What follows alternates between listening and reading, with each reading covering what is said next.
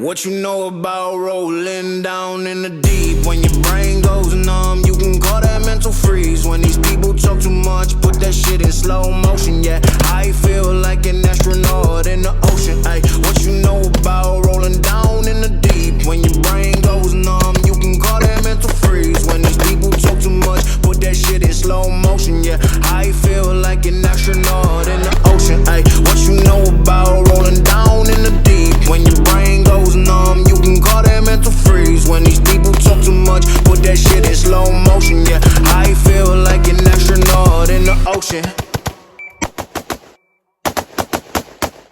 What is going on, you guys? Welcome back to One Grunt's Point of View. My name is Zach, and thanks for stopping by again. Let's go over the Vortex Razor 1 to 10. Now, before we get started, I would just like to say thank you so much for all the support that you guys have shown us. Thank you for everyone that subscribed in the last videos, as well as thank you for all the comments, even though there's only like 2, which is fine. Thank you for everyone that's actually watching the videos. So all the views help. I understand that we are a very small channel, and I understand that we don't have a lot of content out right now. However, we are working to change that. I am a full-time combat instructor. I'm still active duty, so I am busy pretty much, every day, all the time. We work for about a month straight, and then we have a couple of days off, and then we kind of transition out of that, and we go right into another class, which is kind of stupid and gay, but whatever. I understand Garantham can do it, but Garantham also has like people that pay him and give him ammo, which I have to pay for all my stuff. So it takes time to acquire ammo and then acquire time to be able to film videos, make videos, and then I edit all this stuff on my own. Thanks to Z_Thorpe. Follow him on Instagram. He's a cool dude. He is the one that mainly does all the filming. I did all the filming for this video on my own, but normally he is the one that does all the filming for all the range footage and stuff. So hit him up on Instagram. I'll throw my Instagram down in the description. That way you guys can follow us and see what else is coming. All right, ladies, gentlemen, and those of you still making that decision, let's get started. Damn. Today we're going over the Vortex Razor 1 to 10. We're going to talk about the specs of the optics, some pros and cons, and then why I made the switch from the Gen 2 to the Gen 3. This optic weighs in at about 21.5 ounces, is 10.1 inches in length, and has an eye relief of 3.3 inches. Now, battery life on this thing, compared to the other one, you get 211 hours, I think is what it's quoted at on the website, as well as if you look it up on setting 6. On this, I run mine at setting 8. Super bright days. All the footage that you saw of me running this optic, I was on setting 8 the whole time. Didn't have a single problem picking up the dot, seeing the dot fast. It was still bright and huge, and I absolutely love the illumination on this thing. Overall specs, if you noticed in some of those specs, they're the same thing as the Gen 2. Now, some big differences between this and the Gen 2 are it's a 34 millimeter tube, so you are going to have to use a different mount. Another big difference is its first focal plane. Now, first focal plane, for all of you that don't know what that means, a second focal plane reticle, the reticle stays the same size relative to how you see it. A first focal plane reticle, the reticle stays the same size relative to the magnification of the reticle. Now, I know that sounds like super scientific, but second focal plane, the reticle is going to look exactly the same throughout you zooming in and out, and it only works at max magnification. So if it's a BDC, like a bullet drop compensated reticle, or a mil radian reticle, so like it has the little mil dashes, the reticle is only going to work at max power for a second focal plane. Now for a first focal plane, the reticle shrinks and expands as you magnify up and down. When you're on 1 power and you dial up to 10, the reticle itself actually magnifies with the image that you're seeing, so it stays constant. So you can use the BDC or mil-radian or MOA reticle, whatever it is, throughout the magnification range. So as soon as you can see the little hash marks, those hash marks are going to be relative to what magnification you're on. So it's a lot more accurate and precise than, say, a second focal plane. Now, do you need a first focal plane? We'll get into that. Now, with all that being said, let's talk about why I made the switch. Because it was an expensive switch. And some people probably are debating on making that same switch right now.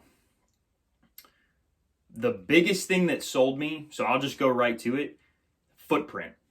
This is the same footprint as the other optic, minus the tube size. So yes, I had to buy another mount. That's the only footprint change that happened. The weight is the same.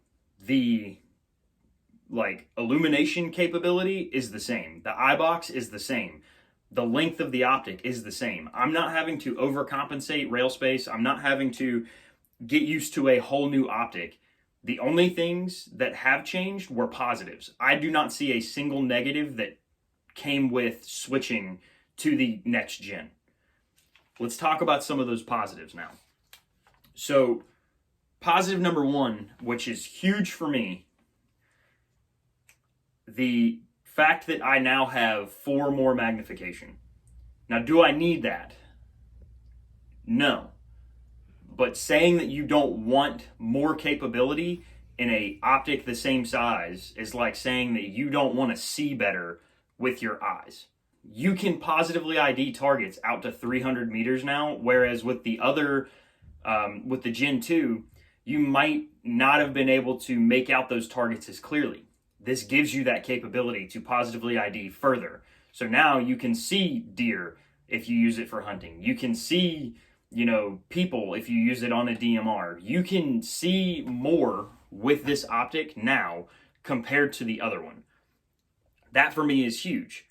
Now, being that it's 10 power, it would really suck to have a second focal plane reticle, which is why they made the switch to a first focal plane, because it has so many different such a long magnification range.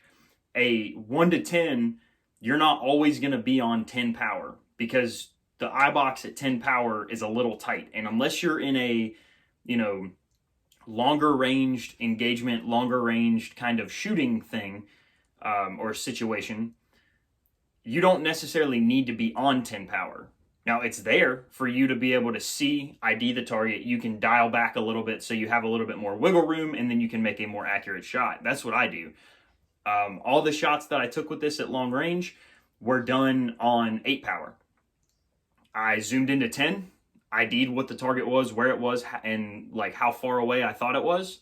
Dialed back to 8 to where I could kind of wiggle around it a little bit. My head could move more in the eye box, and I made all my shots. So this is completely capable of doing everything you wanted it to do versus the second focal plane version. If you're on, 4 power because 6 is a little bit tighter, you have to know a separate hold because that reticle is not going to be true at 4 power compared to being at 6. All right. So now let's talk about some of the cons. So you as the consumer that is looking at this optic versus buying the second focal plane, or you already have a second focal plane and you're looking at buying the 1 to 10. Some of the cons to this optic. The reticle is slightly transparent. Now, I understand why they did it. At 10 power, you don't need the illumination. You can perfectly see the reticle, and if you don't want your reticle to be transparent, turn your illumination on. However, without the illumination, the reticle is transparent. Now, at 1 power, that causes it to be, due to the first focal plane nature of the reticle, that causes it to be a little bit harder to pick up. Now, can you still use it at 1 power? Yes. You're totally capable of it. Time, training, put it on the optic without the illumination on, and then you're going to kill it with the illumination because you're just adding more capability. I've shot this without the illumination on, and it's, a little bit of a learning curve because you kind of have to hunt for it and it takes a second. But inside of the optic are arrows on 3 o'clock, 9 o'clock, and the 6 o'clock pointing toward the center of the optic, so it helps you kind of bring your eyes quickly to the center of the optic without the illumination on and with the illumination turned on. So for me, that's a huge con, that it's versus like a Night Force, like the ATACR. That reticle is it's not a transparent dot, which I know some people have given them flack for, but the dot is usable without the illumination on. So you have to give something up to gain something. Now, one last thing that I do not like about this, however, it's something that you're gonna find with all optics in general. The eye box is incredibly tight at 10x. Now, compared to the other 10 powers I've looked through the Adaball, and I haven't looked through a Swamp Fox 1 to 10 yet, but I would love to, get one of those to try that one out. This, comparing to the Adaball, is about the same, if not I would give this a slight advantage. That's me personally. I'm not saying it in a biased way. I'm not getting paid for this. Vortex, if you're out there, I'll love to get sponsored by you one day, but I understand I'm insignificant as a whole, so probably won't ever happen. But the iBox at 10 power is a little bit, underwhelming. With all that being said, the pros definitely outweigh the cons. This optic, for me personally, is amazing. I love this optic. Do I think you should buy it? If you have the funds, absolutely. Give this thing a try. If you don't have the funds, go pick one up at like a gun store and just play with it. See if they'll let you look through it. Just looking through this thing, this is like my face. Look how far back that is. Now, I came from an ACOG, so I'm normally here, right? Everybody that's been in the military, you remember doing this to look at an IED or something? Your face is almost banging against the glass every time you shoot in ACOG. Whereas this thing, I switched over to the 1 to 6 and I was blown away. I had all the eye relief, not just more. I had all of it. Now the eye relief hasn't really changed. Now, I don't find this to have any hindering factors that would keep me from ever doing this purchase again. If I still had the 1 to 6 and I was still contemplating going to the 1 to 10, I would say to my past self, do it. 100% do it. I do not regret this purchase whatsoever.